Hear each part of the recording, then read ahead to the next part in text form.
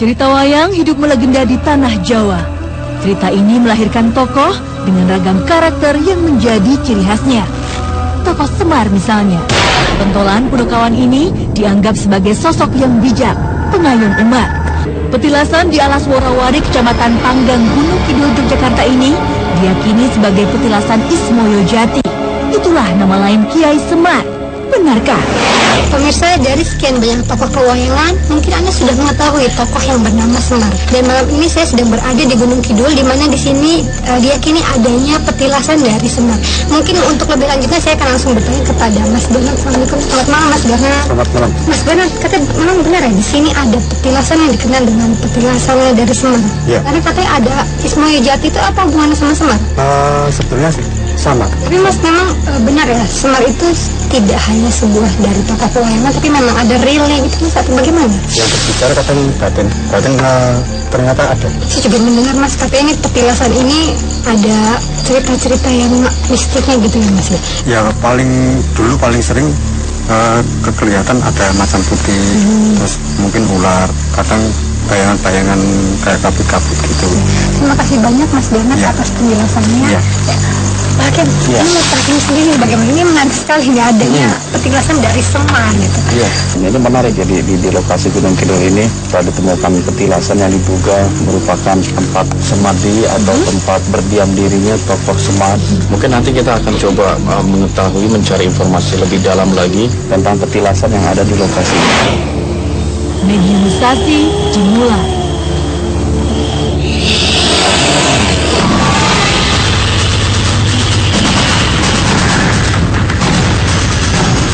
Siapa nama Anda? Anda tahu nggak dahulu Ismoyo Jati itu apa saja sih yang beliau lakukan di sini? Tidak tahu. Ini informasinya akan menjadi penting karena saya sendiri pun mengetahui Semar hanyalah sebagai tokoh pewayangan. Anda pernah melihatnya sebagai sosok manusia? Anda tahu nggak kira-kira yang tidak mengizinkan karena kenapa? Ya udah, Anda keluar ya.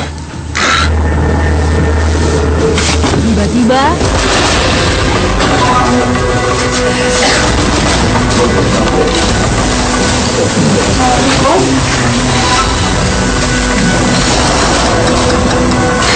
Anda ini siapa? Kamu boleh kami tahu? Saya Samudra Jaya.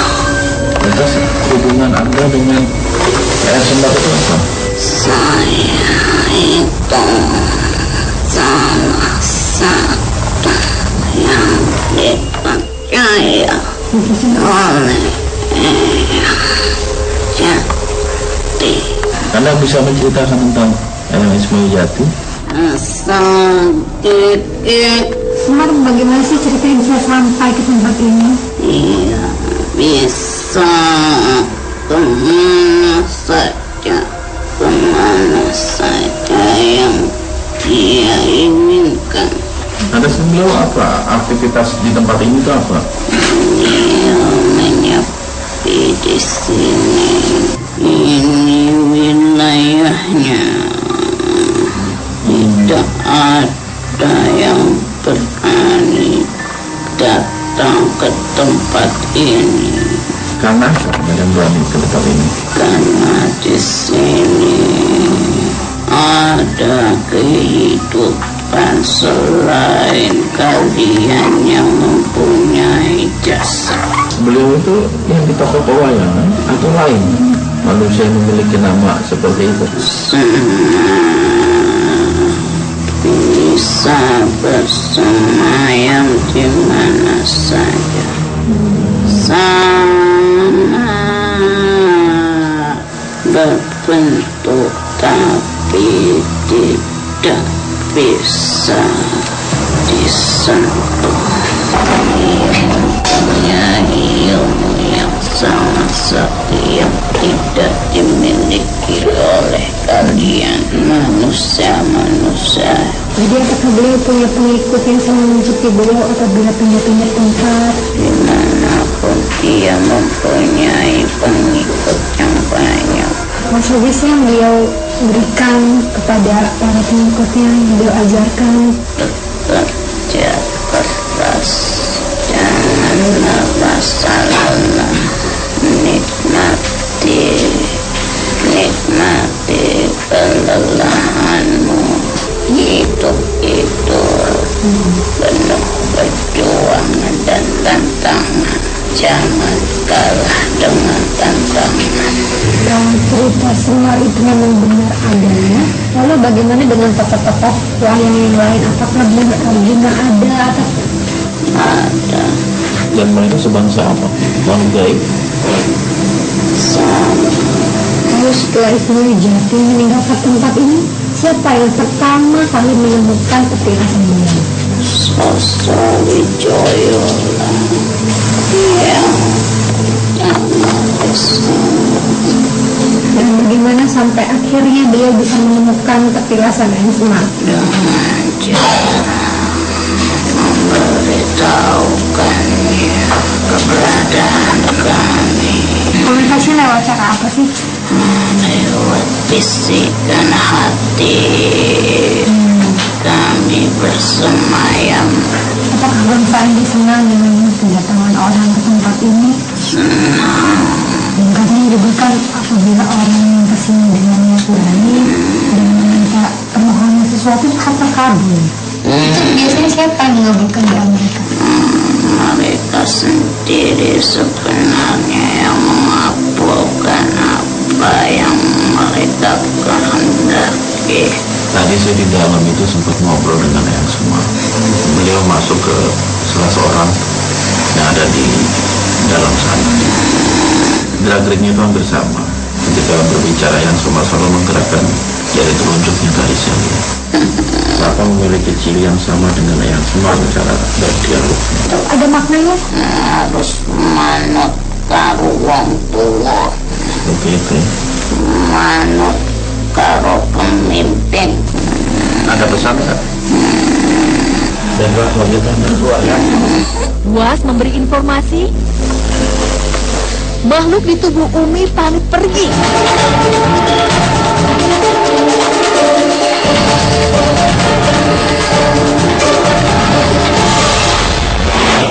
Namanya juga kita yang saya ketahui pun bahwa Eyang Semar itu hanya tokoh pewayangan. Namun sekarang kita menemukan bahwa ini adalah real, itu kita harus menanggapi seperti apa dengan hal seperti itu. Nah, hal inilah yang penting harus kita lakukan untuk memfilter diri gitu. Artinya apa? Segala informasi yang kita terima dari gaib, apalagi yang bercerita tentang sejarah, jangan dijadikan sebagai standar kebenaran. Artinya apa? Gaib bisa aja bercerita apa saja. Dia bisa menceritakan alamnya, bisa menceritakan alam kita. Tetapi filter kita harus ada. Artinya kalau memang ada manusia menamakan diri Semar atau dan yang sebagainya, itu bukan sebagai konteks dia sebagai seorang yang hadir di dalam pewayangan gitu. Oleh sebab itu dialog-dialog kita, informasi yang kita terima hanya sebagai wawasan saja. Ambil poin-poin positif yang diajarkan oleh mereka. Tentu saja yang positif yang sesuai dengan ajaran Islam. Lain halnya dengan cerita yang ada di Bogor Selatan, tepatnya di perbatasan Desa Muarasari dengan Desa Kertamaya, Kabupaten Bogor. Di wilayah ini ada sebuah makam yang biasa jadi tempat orang menyepi, meminta nomor togel. Jangan kemana-mana, tetap di Dua Dunia.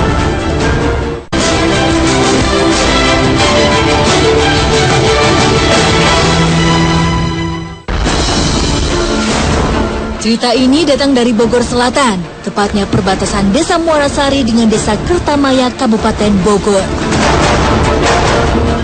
Di wilayah ini ada sebuah makam yang biasa jadi tempat orang menyepi, meminta nomor togel.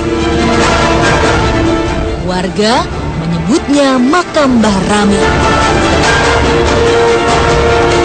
Tak banyak orang tahu siapa sebenarnya Mbah Rami. Yang jelas, nama ini kondang di dunia pertogelan. Kami pun penasaran. Malam ini saya sedang berada di sebuah pemakaman umum yang terletak di antara Desa Kertamaya dan Muarasari, Bogor Selatan.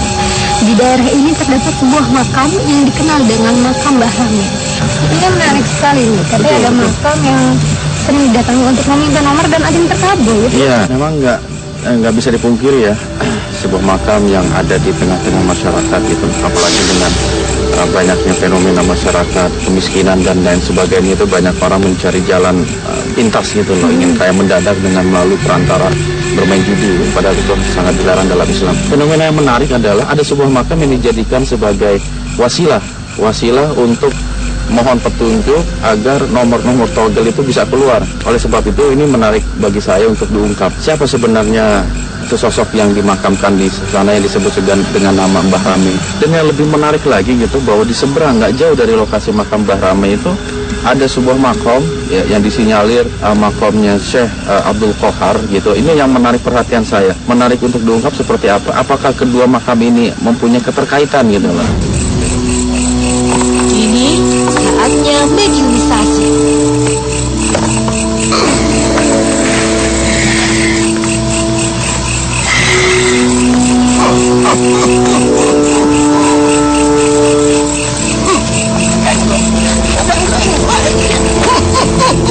Sama ini siapa? Jangan membuat orang kurang kerja. Ganggu balas ya. Kia itu apa maksudnya, lagi ngapain? Main kartu? Loh, memangnya di bangsa Anda ada permainan kartu gitu? Naon sih anaknya kan? Anda tahu ya adanya makam Mbah Rame? Tanya naon. Oh gitu. Iya. Nggak menjawab. Yang sering-sering disebut barang itu Anda? Jadi dijajal mainnya ketemu aja. Ya, pertama sekali sih saya pengen tahu sosok Nata Menggala itu semasa hidupnya seperti apa. Menurut saya hayang ngeberes saya. Ngan kalau bala Kenapa? ada kiri. Nanti setelah kita selesai, Ke hari tadi zaman kiwari. Dan ada dia. Jadi Anda memang semasa hidupnya itu Nata Menggala seorang penjudi. Tapi betul dia jago silat, ditakuti orang, suka memeras uang rakyat juga. saya ingin tahu zaman dahulu itu berjudi itu seperti apa? Memang sudah menggunakan kartu? Kartu ya satu lain deh. Kartu pas kemana oke. Jadi cuma perlambangan aja. Kenapa sih Anda suka berjudi itu? Sekarang guys. Oh kemana? Gasnya daging juga ting. Dalam berjudi itu apa untungnya ini? Pati. Teman menang. Hore. Hore. Si kirame. Hore kirame.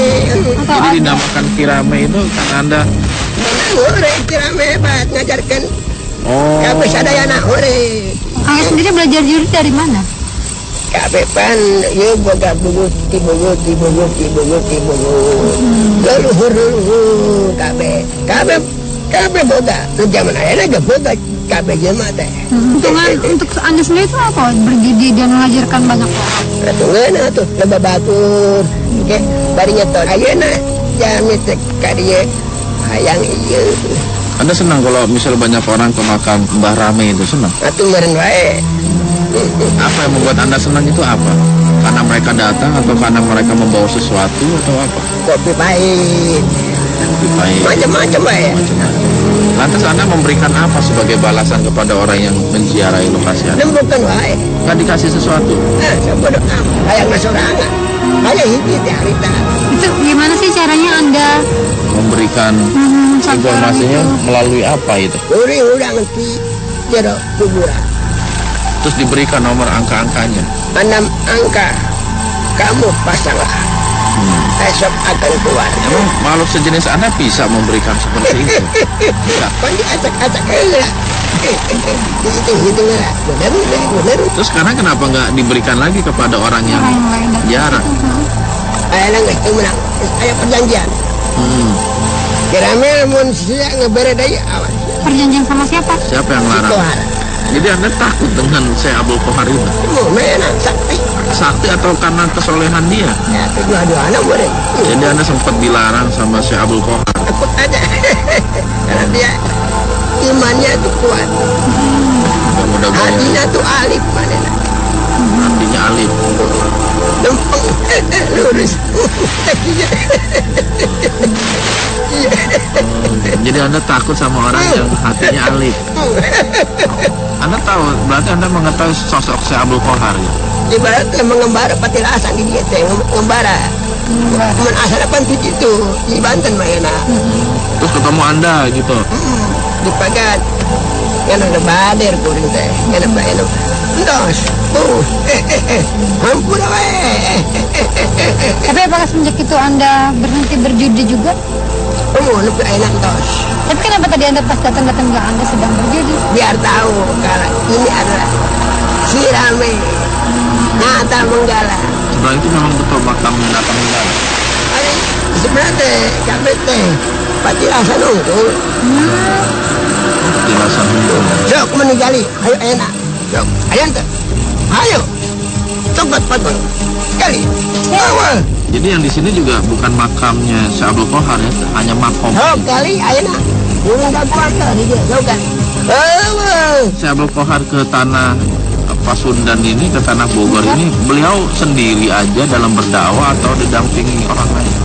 Mana kan dia tuh berdakwah Berdakwah. Sama siapa dia ke sini? dengan pengikutnya. Oh, ada juga murid-muridnya yang ikut Cuma mana mendampingi. tuh? Iya nak kuat. Adik. Oh, hatinya alim. Ayam sare je, yang sare. Masih sore jam segini. Jam 7 lebih je. Sampai jam 7 lebih je. Anda punya jam juga? Boga tu tak? Jam 7 lebih tak? Memang jam dunia kami sama dunia Anda sama? Sini tu bisa baik. Terus nak berdemi je. Lama, ini pamit pergi. Aduh.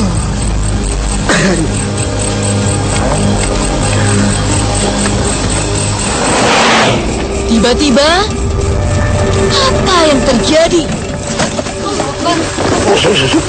Tetap di dua dunia.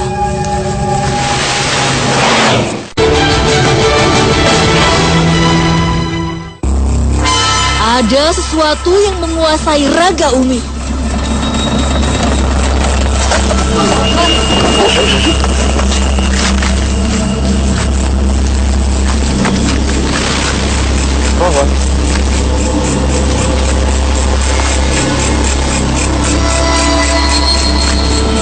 Siapa?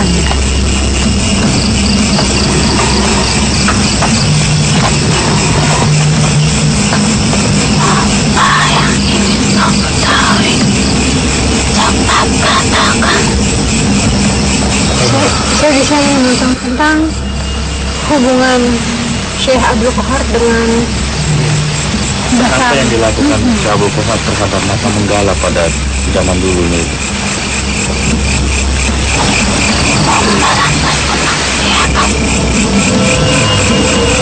Apa yang dilakukan terhadap Nata Manggala apa?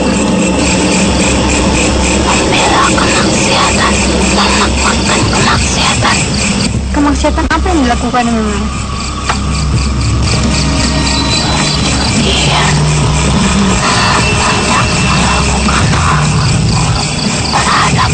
Wanita-wanita yang masih belia yang menggunakan jabatannya.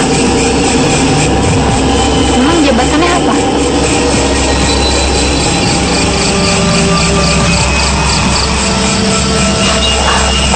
Wilayah di sini. Terus yang dilakukan Syekh Abdul Qahar apa dalam rangka untuk menarik kembali atau menyadarkan Nata Manggala?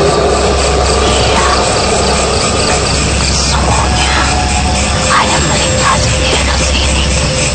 Tapi ketika ia melintasi daerah sini, beliau banyak sekali melihat dan menyaksikan hal-hal yang tidak dihalalkan dalam agamanya.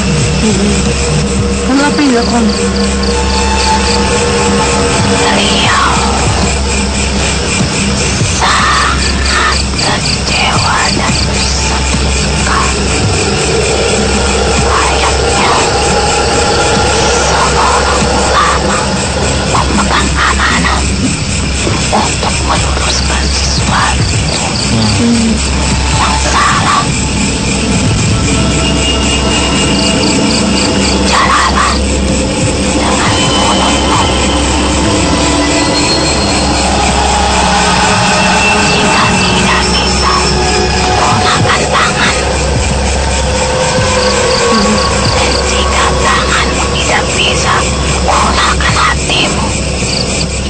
yang Syekh Abdul Qahar lakukan kepada mata menggala untuk memberhentikan terjadian kemaksiatan itu dengan cara seperti apa? Dia mencoba mendekatinya, mencoba berbicara, tapi Manggala tidak terima. Lalu apa yang terjadi? Dia berkelahi, lalu dia kalah, lalu ia menggunakan hatinya, mengungkapkan kasih sayangnya. Tiba-tiba, Umi menjatuhkan diri.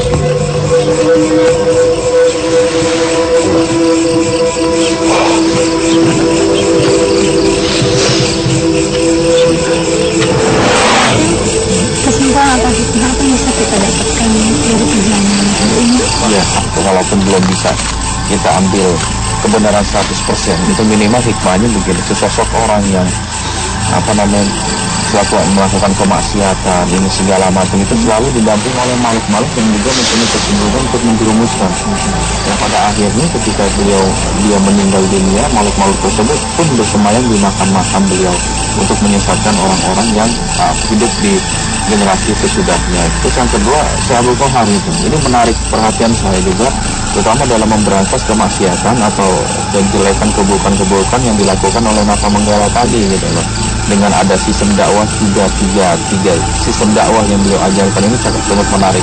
Yang pertama, beliau mencoba untuk memberikan nasihat, teguran, segala macam. Yang kedua, dengan kekerasan. Setelah itu baru masuk hati. Ya, setelah dikalahkan bukan malah Abdul Qahar Masa sombong, tetapi mencoba untuk menarik simpati kepada Napa Manggala untuk sadar diri, untuk kembali kepada jalan ilahi. Seperti itu yang menarik. Bagaimana dengan datang berziarah kepada bukan makam tetapi kayak hanya petilasan yang tidak ada mayatnya itu? Iya, jadi ada memang aliran-aliran tarikat gitu loh yang mereka mencari tempat-tempat sepi gitu untuk mendekatkan diri kepada Allah Subhanahu wa Ta'ala. Jadi mereka mendatangi petilasan-petilasan yang hakikatnya itu mereka lokasi tersebut jauh dari pemukiman penduduk, sangat sepi untuk berzikir, untuk bertafakur kepada Allah Subhanahu wa Ta'ala. Mereka hanya berpendapat bahwasanya bahwa petilasan orang-orang para wali-wali Allah itu mereka datangi untuk mencari berkah gitu. Padahal itu keberkahan hanya milik Allah, bukan milik orang-orang yang pernah diam di lokasi tersebut. Keberkahan hanya milik Allah. Sama-sama. Waalaikumsalam warahmatullahi wabarakatuh. Anda sempat dilarang sama Syekh Abdul Qahar. Dia imannya kuat. Mudah-mudahan Hatinya tuh alif. artinya alif. Lempeng. Lurus. Kakinya. Jadi Anda takut sama orang yang hatinya alif.